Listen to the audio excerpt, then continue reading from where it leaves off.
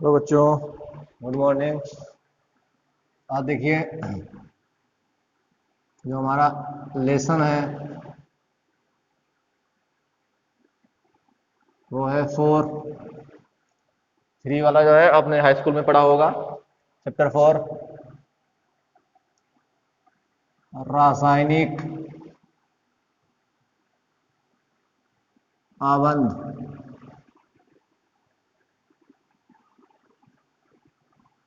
Chemical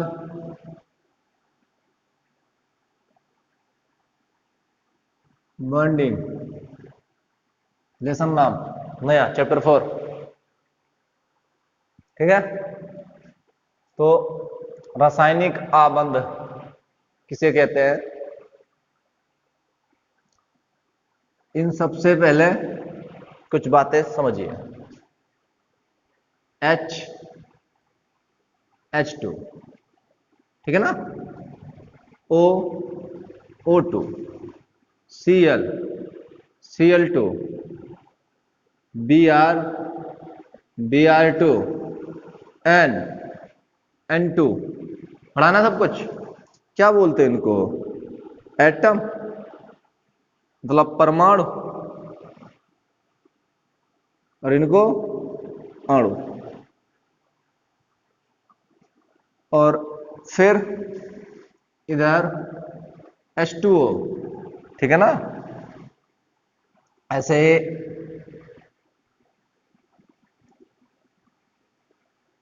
N2O5, ठीक है ना, HCl, HBr, NH3, ये सब क्या है? कंपाउंड, यौगिक। देख रहे हो ना? तो यहां पे एक चीज देखो, सब सिंगल सिंगल है, लेकिन ये सब डबल है, एक दूसरे से जुड़े हुए हैं। कैसे? ये सब 2 2 3 3 4 4 5 5 है, एक दूसरे से जुड़े कैसे? ये एक दूसरे से जुड़े हैं, कैसे जुड़े हैं? इनके बीच में ऐसा क्या है कि ये एक दूसरे से अलग नहीं हो पाते या अलग नहीं होते? ये किसके द्वारा बंधे हैं? जैसे एक पत्थर का टुकड़ा है, रस्सी से बांध के रखा मैंने इसको, घुमा रहा। वो पत्थर का जो टुकड़ा है रस्सी में बंधा हुआ है, वो हमसे दूर नहीं जा रहा है, वो रस्सी हमसे दूर नहीं जा रही। क्यों? क्योंकि उस पर हम क्या लगा रहे हैं? बल लगा रहे हैं, फोर्स लगा रहे हैं, इसलिए तो वो दूर नहीं जा रही है। तो ये भी एक दूसरे से दूर नहीं जा रहे हैं। क्यों? क्योंकि ये भी एक दूसरे पे क्या लगा रहे हैं? बल लगा रहे हैं। ये ऐसे ही तो होगा, ये एक दूसरे पे बल लगा रहे होंगे। अब ये जो बल लगा रहे, कौन सा लगा रहे हैं? एक दूसरे से दूर ना जाने का, मतलब एक दूसरे को अपनी ओर खींच रहे होंगे। क्या बोलते हैं खींचने वाले बल को? आकर्षण बल। दो परमाणुओं के बीच,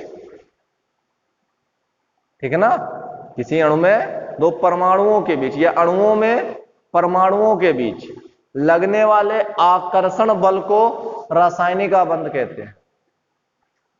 वैज्ञानिक हम लोग कहते हैं ये लकीर खींच दी, ये डबल बॉन्ड लगा दिया, ये ट्रिपल बॉन्ड हो गया। जो बंध है हमारा बॉन्ड, जिसको आप आबंध बोलते हैं, कुछ भी बोलो, वो ये नहीं है। ये केवल दर्शाने के लिए, प्रकट करने के लिए वैज्ञानिकों ने, आपको समझाने के लिए कि आगे आने वाली पीढ़ी को हम क्या बताएंगे कि बॉन्ड क्या है। एक लकीर है, तो उसको दर्शाने के लिए, समझाने के लिए केवल उन्होंने एक लकीर खींच दी, 2 लकीर खींच दी, 3 लकीर खींच दी, बता दिया बॉन्ड है हमारा। वास्तविकता में बॉन्ड क्या है? एक आकर्षण बल है, एक अट्रैक्शन फोर्स है, जो 2 एटम को एक दूसरे से जोड़ के रखता है। लकीर नहीं है वहां पे, वो केवल दर्शाने के लिए बता दिया गया कि यहां ये इस प्रकार से बॉन्ड होता है। दो एटम के बीच में क्या लगता है? अट्रैक्शन फोर्स, आकर्षण बल। उसी आकर्षण बल को कहा जाता है रासायनिक आबंध।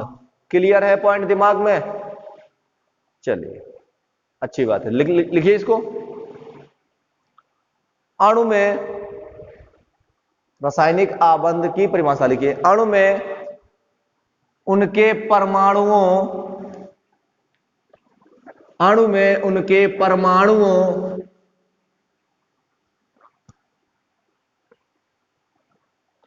के मध्य लगने वाला आकर्षण बल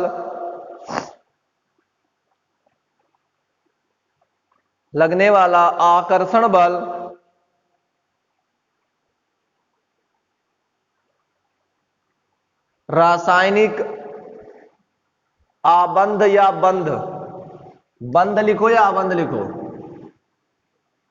रासायनिक बंध कहलाता है। रासायनिक बंध कहलाता है।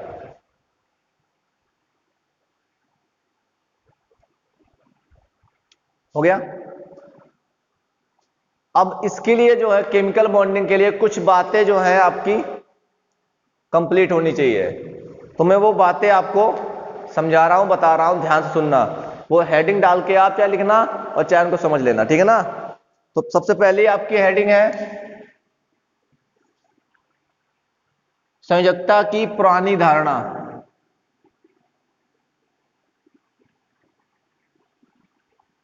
संयोजकता की पुरानी धारणा।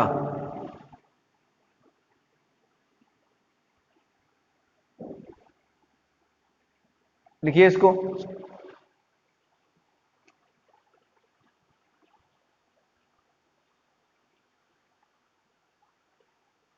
हो गया? ठीक है। आपके वैज्ञानिक थे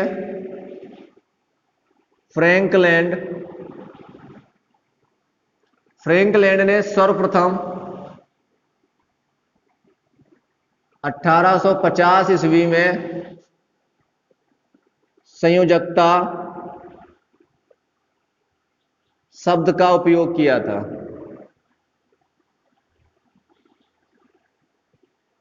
सर्वप्रथम उपयोग किया था। इसको ना बोलते हैं वैलेंसी। वैलेंसी शब्द जो है वैलेंटिया शब्द से बना है।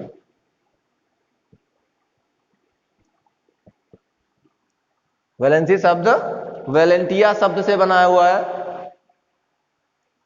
जो एक लैटिन भाषा है। ठीक है? इसका अर्थ जो है वो है संयोजन क्षमता, जोड़ने की क्षमता। ऐसा फ्रैंकलैंड का मानना था। संयोजन क्षमता, संयोजन क्षमता। वैलेंटिया का मतलब है संयोजन क्षमता। लैटिन भाषा में इसको बोलते हैं संयोजन क्षमता। क्लियर? तो ये थी पुरानी धारणा के अनुसार संयोजकता की डिफिनेशन। लिखिए। सर्वप्रथम सन 1850 ईस्वी में सर्वप्रथम फ्रैंकलैंड ने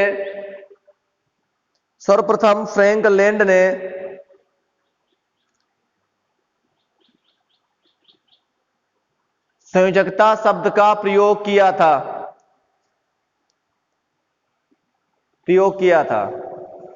संयोजकता शब्द की उत्पत्ति लैटिन भाषा के शब्द वैलेंटिया से हुई है।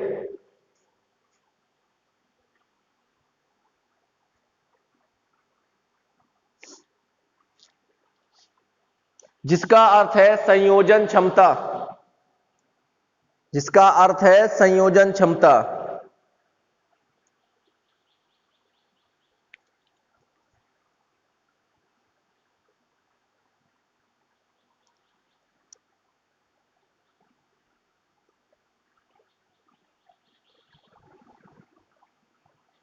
फ्रैंकलैंड के अनुसार, फ्रैंकलैंड के अनुसार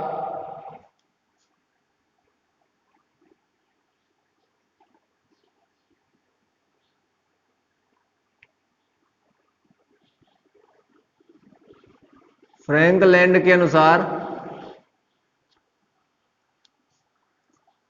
संयोजकता एक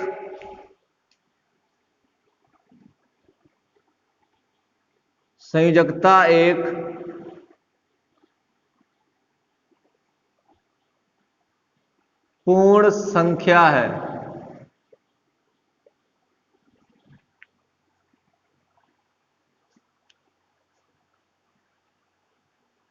संयोजकता एक पूर्ण संख्या है। नई लाइन से, नई लाइन से लिखिए। किसी तत्व की संयोजकता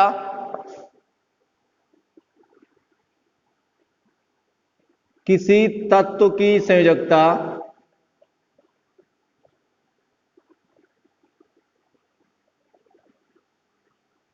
किसी तत्व की संयोजकता हाइड्रोजन परमाणुओं की हाइड्रोजन परमाणुओं की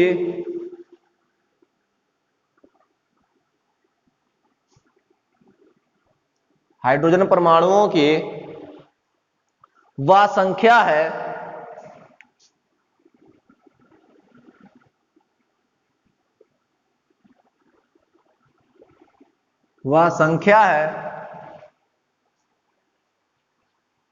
जो उस तत्व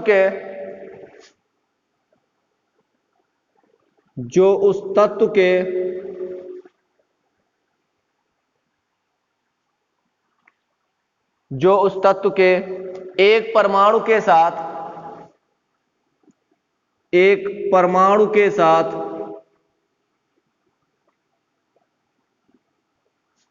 संयोग करती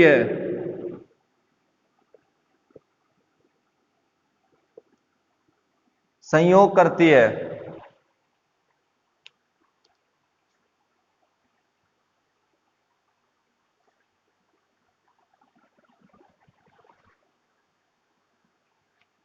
एग्जाम्पल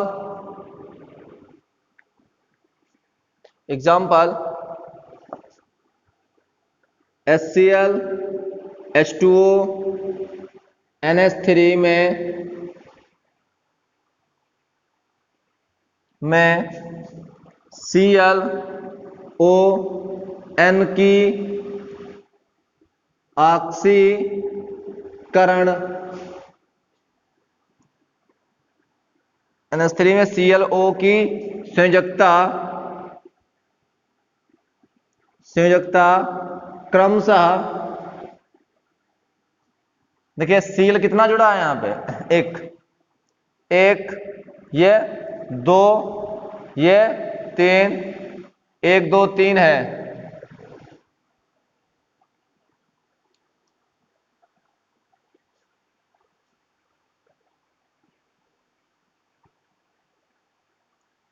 हो गया। हाइड्रोजन परमाणुओं की एक संख्या, देखो कितना हाइड्रोजन यहां पर, 1, यहां कितना है 2, यहां कितना है 3, इसलिए 1 2 3। ठीक है, हो गया। चलिए अगली हेडिंग है संयोजकता की आधुनिक धारणा। संयोजकता की आधुनिक धारणा।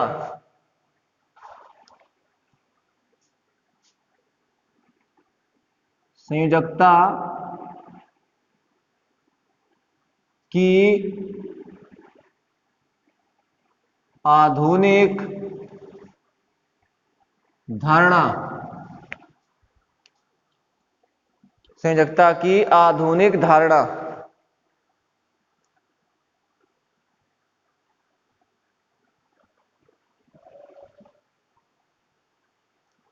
चलिए लिखिए संयोजकता की आधुनिक धारणा। लिखिए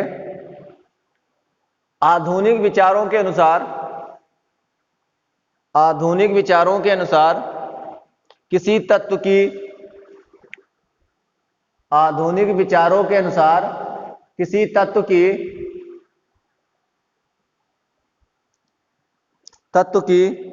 संयोजकता और उसकी रासायनिक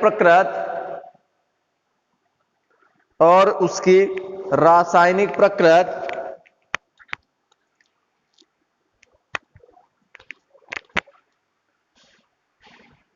इलेक्ट्रॉनिक विन्यास पर निर्भर करती है।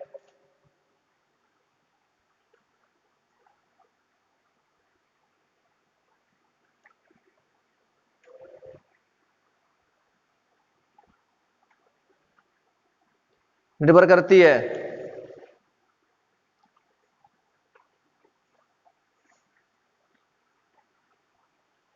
सामान्यतः रासायनिक बंध बनाने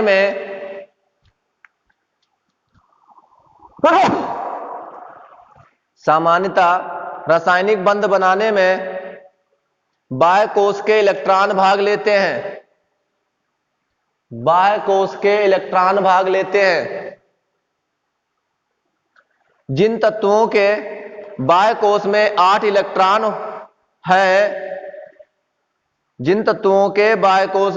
इलेक्ट्रॉन हैं, वे रासायनिक रूप से निष्क्रिय होते हैं और इनका इलेक्ट्रॉनिक विन्यास स्थायी होता है, जिसे अष्टक विन्यास भी कहते हैं।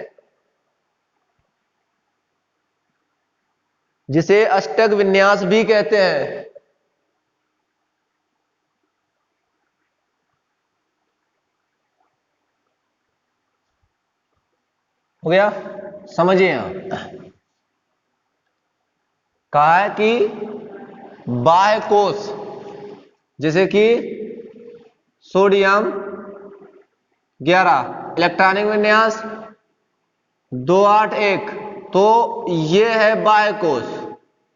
इससे पहले क्लास में हम पढ़ चुके हैं चैप्टर में, यह है बाह्य कोश या अंतिम कोश। तो यहां के जो इलेक्ट्रॉन हैं रासायनिक बंध बनाने में भाग लेंगे। बात समझ में आए?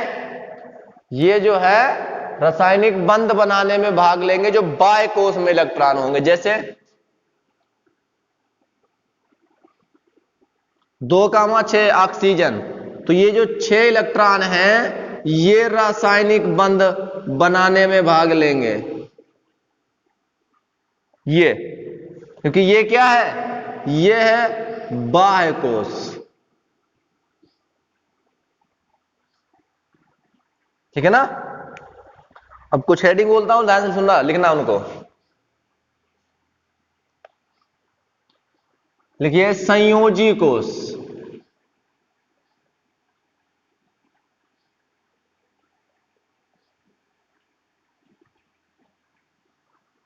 संयोजी कोश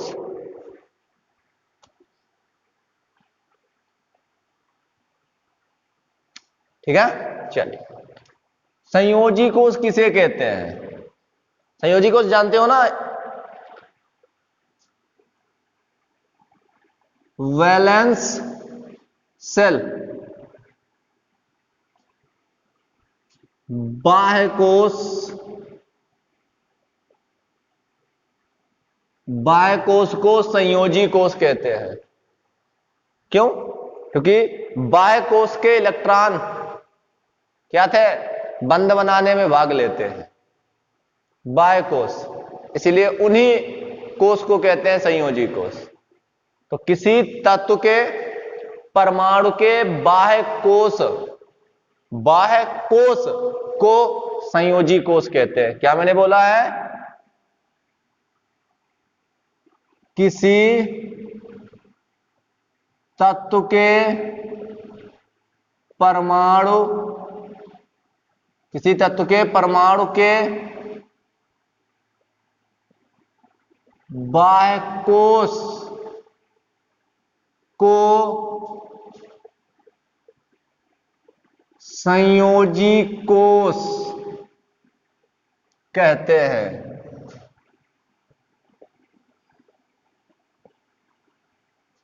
एग्जाम्पल समझो,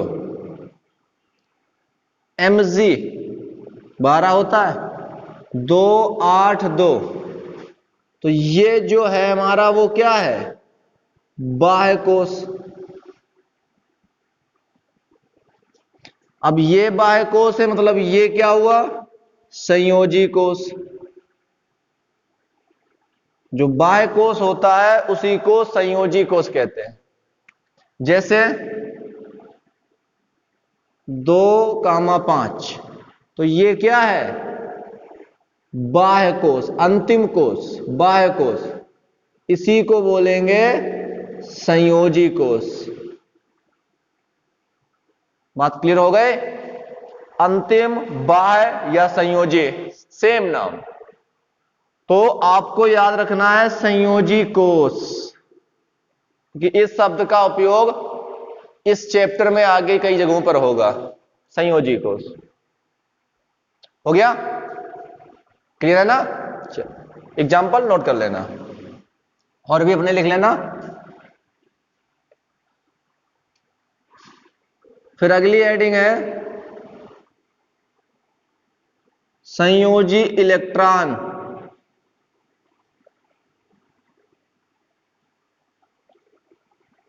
वैलेंस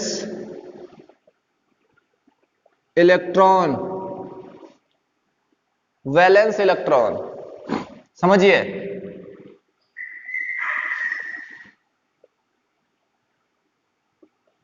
संयोजी कोश में उपस्थित इलेक्ट्रॉन संयोजी इलेक्ट्रॉन कहलाते हैं। क्या बोला,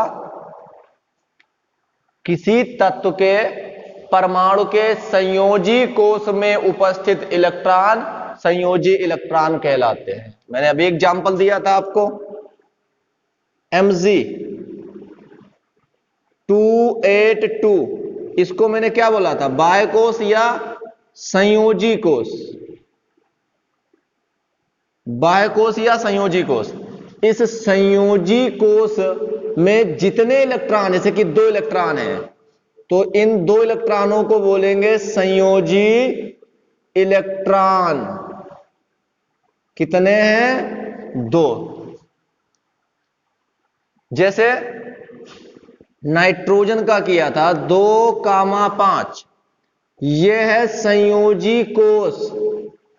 अंतिम कोश या बाह्य कोश को संयोजी कोश बोलते हैं, अंतिम कोश या बाह्य कोश को संयोजी कोश। तो संयोजी कोश में कितने इलेक्ट्रॉन हैं, कितने इलेक्ट्रॉन है, 5। ऐसे आप और भी लिख सकते हो, ठीक है ना। एग्जाम्पल अपने आप कर लेना।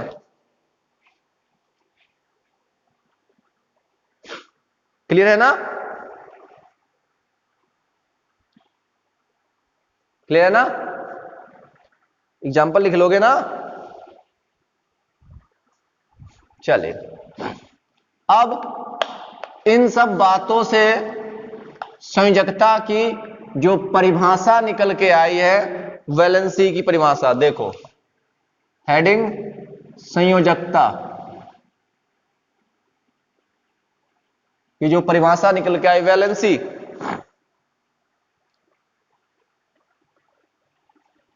संयोजकता, वैलेंसी, ठीक है।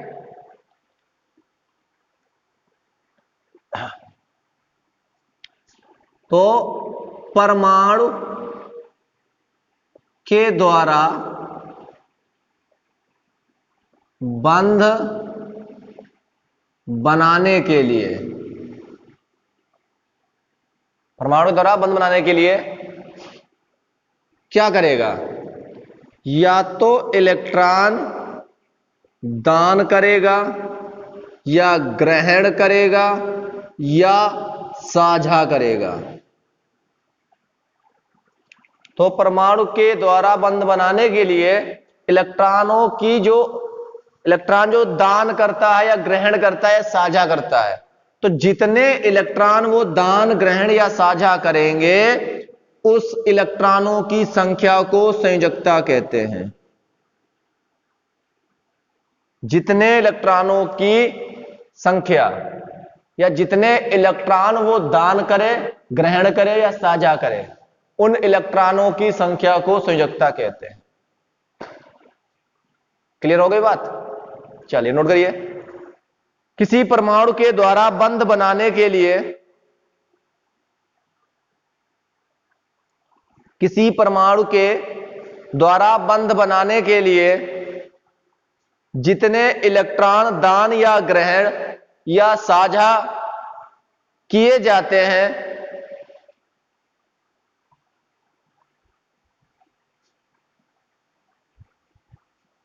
वह उसकी संयोजकता कहलाती है।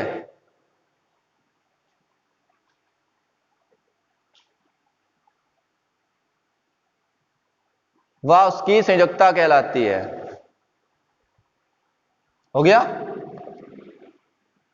अब इसके नीचे लिखो बंध बनाने की क्षमता।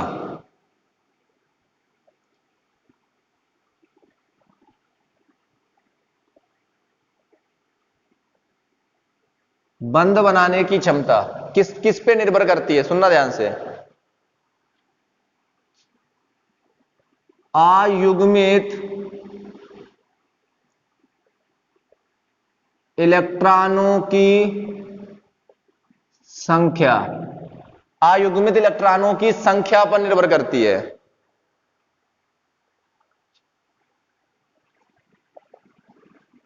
अर्ध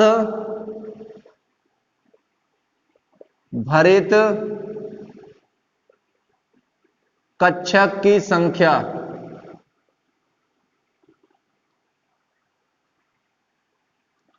आधे भरे हुए कक्षकों की संख्या इस पर निर्भर करती है। जैसे जैसे आप जानते हो ऑक्सीजन 1s2 2s2 और 2p4, ठीक है ना? तो आप जानते हो कि जो घटना होती है वो संयोजी कोष पे होती है। ये संयोजी कोष है भाई। देखिए दूसरी कक्षा है ना, तो दूसरी कक्षा बाह्य कक्षा होगी, बाह्य कोष को ही तो संयोजी कोष बोलते हैं। और संयोजी कोष के इलेक्ट्रॉन संयोजी इलेक्ट्रॉन होते हैं, इन पे घटना होगी इलेक्ट्रॉनों पे। देखिए 2s2 है और 2p4 है। एस में मैंने बोला था 1 डिब्बा और पी में मैंने बताया था आपको 3 डिब्बे। हो गया? 2 इलेक्ट्रॉन है, एक ऊपर एक नीचे, 4 है, तो सभी में पहले एक एक फिर एक नीचे। तो इसमें अयुग्मित इलेक्ट्रॉनों की संख्या कितनी है? तो इसमें अयुग्मित इलेक्ट्रॉन जिनका जोड़ा नहीं बना है, देखो इसका जोड़ा नहीं बना, इसका जोड़ा नहीं बना, अयुग्मित इलेक्ट्रॉनों की संख्या 2। इसलिए ऑक्सीजन की संयोजकता कितनी हो गई? क्या बोला मैंने? अयुग्मित इलेक्ट्रॉनों की संख्या, बंध बनाने की क्षमता। तो यहां पर संयोजकता या बंध बनाने की क्षमता या फिर बंध बनाने की क्षमता मतलब वो कितने बंध बनाएगा। तो ऑक्सीजन के पास में 2 अयुग्मित इलेक्ट्रॉन है, तो ये 2 बंध बनाएगा और इसकी संयोजकता भी 2 है। क्लियर? ऐसे आप निकाल सकते हो सबके लिए, सभी के लिए निकाल सकते हो कि वो कितने बॉन्ड बनाएगा। ठीक है ना? अयुग्मित इलेक्ट्रॉनों की संख्या आपको पता कर लेनी है बस। क्लियर? नोट हो गया? चलिए, धन्यवाद।